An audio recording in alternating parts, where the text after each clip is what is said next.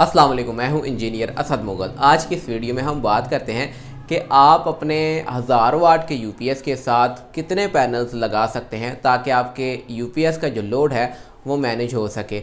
दोस्तों, अगर आपके पास पूरे 1000 वाट का यूपीएस है, आपने टेस्ट किया हुआ है लोड डाल के, तो फिर आपने अपने यूपीएस के साथ 1500 वाट के पैनल्स लगाने हैं। ये एक सेफ़ मार्जिन होता है, क्योंकि 500 से ऊपर वाट का जो पैनल है, जैसे 550 वाट का पैनल है या 580 या 75 वाट का पैनल है, तो वो मैक्सिमम आपको 400 वाट ही प्रोवाइड कर पाता है। इसलिए आपने 3 पैनल्स अपने 1000 वाट के यूपीएस के साथ लगाने हैं। अब पैनल्स लगाने कैसे हैं और यूपीएस कौन सा होना चाहिए, इसके ऊपर बात कर लेते हैं। इसके साथ ही आपने ये देखना होता है कि आपका जो यूपीएस है वो हाई फ्रिक्वेंसी है या लो फ्रिक्वेंसी है, क्योंकि अब आपने यूपीएस को एज आ यूपीएस इस्तेमाल नहीं करना बल्कि सोलर इन्वर्टर इस्तेमाल करना है। आपको पता है कि जब आपका सोलर इन्वर्टर जो होता है उसके ऊपर मुसलसल लोड चलना होता है। जो यूपीएस है वो लोड शेडिंग में आपका चलता है 3 घंटे के लिए, 4 घंटे के लिए या मैक्सिमम 5-6 घंटे के लिए चल जाता है। इसलिए आपने यूपीएस की टाइप को पहले पहचानना है। अगर तो वो हाई फ्रिक्वेंसी चाइना का यूपीएस है तो फिर मेरा मशवरा है कि आप उसको सोलर इन्वर्टर में कन्वर्ट ना करें, क्योंकि जो चाइना के यूपीएस हैं, हाई फ्रिक्वेंसी जो यूपीएस हैं, उनकी पीक लोड कैपेसिटी जो है वो कम होती है। अगर आप 1000 वाट का यूपीएस है तो आप हाई फ्रिक्वेंसी यूपीएस के ऊपर मुसलसल 1000 वाट का लोड नहीं चला सकते, वो जल्दी ख़राब हो जाएगा। और अगर लो फ्रिक्वेंसी यूपीएस है, जैसे कि देसी यूपीएस है या एपीसी का इंपोर्टेड यूपीएस है जो काफ़ी हैवी होता है, भारी होता है, तो ऐसे यूपीएस के ऊपर आप मुसलसल पीक लोड चला सकते हैं। उसको कुछ नहीं होता, उसकी लाइफ और उसकी रिलायबिलिटी काफ़ी अच्छी होती है। तो अगर आपके पास लो फ्रिक्वेंसी यूपीएस है तो आप उसको ज़रूर सोलर इन्वर्टर में कन्वर्ट कर लें, उसके साथ सोलर पैनल लगा लें। और अगर आपका हाई फ्रिक्वेंसी यूपीएस है तो आप उसको एज अ यूपीएस ही रहने दें, बेहतर है। या अगर आपने उसको भी सोलर इन्वर्टर बनाना है तो फिर आपने उसके ऊपर पीक लोड नहीं डालना। अगर आपका 1000 वाट का यूपीएस है तो कोशिश करें उसके ऊपर हाफ लोड डालें, 500 वाट तक का लोड आप उसके ऊपर मुसलसल चला सकते हैं। अब बात कर लेते हैं कि एक 1000 वाट के यूपीएस को सोलर इन्वर्टर में या सोलर सिस्टम बनाने के लिए कौन कौन सी चीज़ें ज़रूरी होती हैं। 1000 वाट के यूपीएस के साथ आपने 3 पैनल्स लगाने हैं, 550 वाट के या 575 या 80 वाट के, ताकि आपकी बैटरी भी अच्छे तरीके से चार्ज होती रहे और आपको आगे का लोड जो है उसमें भी कोई दुश्वारी ना हो। बैटरी आपकी अच्छे तरीके से चार्ज होगी तो वो आपको रात को भी बैकअप देगी। अगर आप छोटे पैनल्स लगा लेंगे या थोड़े वाट के पैनल लगाएंगे या 2 पैनल्स लगा लेंगे तो आपकी बैटरी सही तरीके से चार्ज नहीं होगी, जिससे आपको रात का बैकअप नहीं मिलेगा। इसलिए ज़रूरी है कि कम से कम आपने 3 पैनल्स लगाने हैं।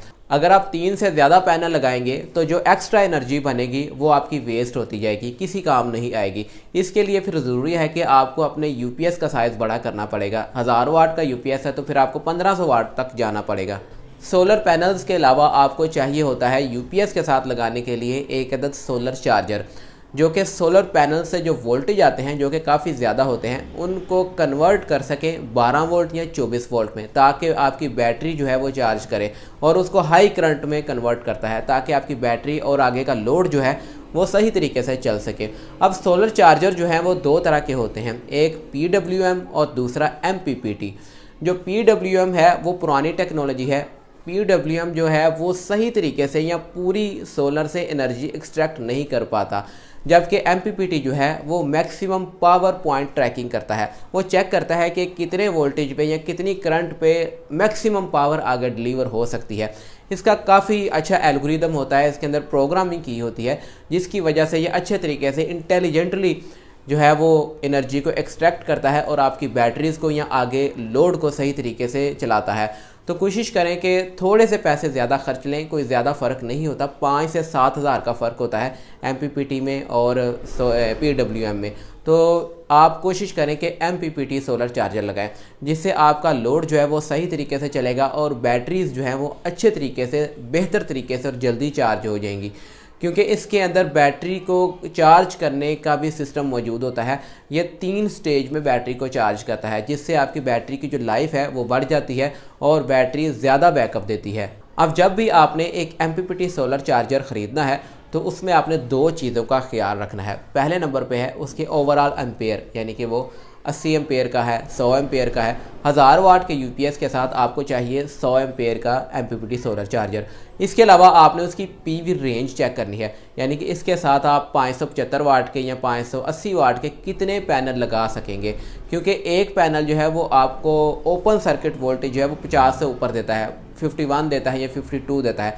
तो आपने ये चेक करना है कि इसकी जो पीवी रेंज है वो कितनी है। अगर तो 150 वोल्ट है तो फिर आप मैक्सिमम इसके साथ 3 पैनल लगा सकेंगे, या 2 पैनल सेफ रेंज में अगर जाते हैं तो 2 पैनल लगा सकेंगे। और अगर आप 550 वाट के पैनल लगाते हैं तो उसके ओवरऑल वोल्टेज जो बनते हैं एक पैनल के वो 48 बनते हैं, और वो 150 वोल्ट की रेंज से नीचे रहेगा। तो आप 3 पैनल 550 वाट के लगा सकेंगे। तो ये चीज़ आपने चेक करनी है कि इसकी पीवी रेंज से अबव तो नहीं चले जाएंगे वोल्टेज, क्योंकि आपने सभी पैनल को, जो बेस्ट रिकमेंडेशन होती है, सभी पैनल को आपने सीरीज़ में लगाना होता है। जब आप सभी पैनल को सीरीज़ में लगाते हैं तो उनके वोल्टेज जो हैं वो ऐड होते जाते हैं।